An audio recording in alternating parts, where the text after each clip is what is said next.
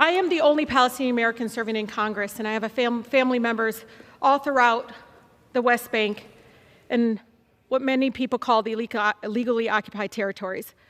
But we're here again, reaffirming Congress' support for apartheid, policing the words of women of color who dare to speak up about truths, about oppression, is just not what we should be doing here in Congress. And let's just get this record straight here. This is not something that's made up.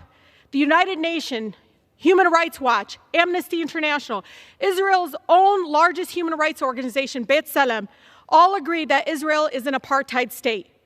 To assert otherwise, Mr. Speaker, in the face of this just body of evidence is an attempt to deny the reality and to normalize violence of apartheid. This week, we're going to hear consistently that people touting about like, oh, this is bipartisan support here. Well, don't forget, this body, this Congress, supported the South African apartheid regime, and it was bipartisan as well.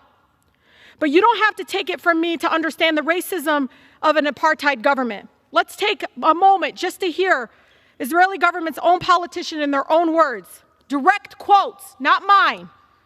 Current Prime Minister Netanyahu, on his policies towards Palestinians, quote, beat them up, not once, but repeatedly, beat them up until it's unbearable, and said that Israel must, quote, crush Palestinian hopes for a fully sovereign state. One of the former defense ministers said Palestinians are, quote, beasts, and they are not human.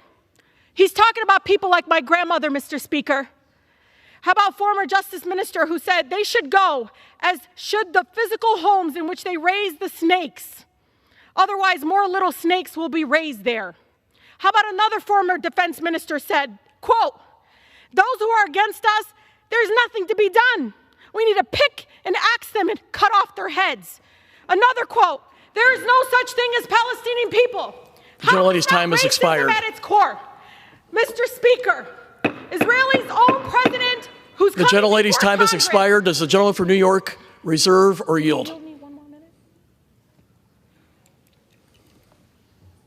I yield the gentlelady 30 seconds. Israel's own president, Herzog, who's going to come before Congress tomorrow, has long advocated against interracial marriages. Did you all know that? Do you care?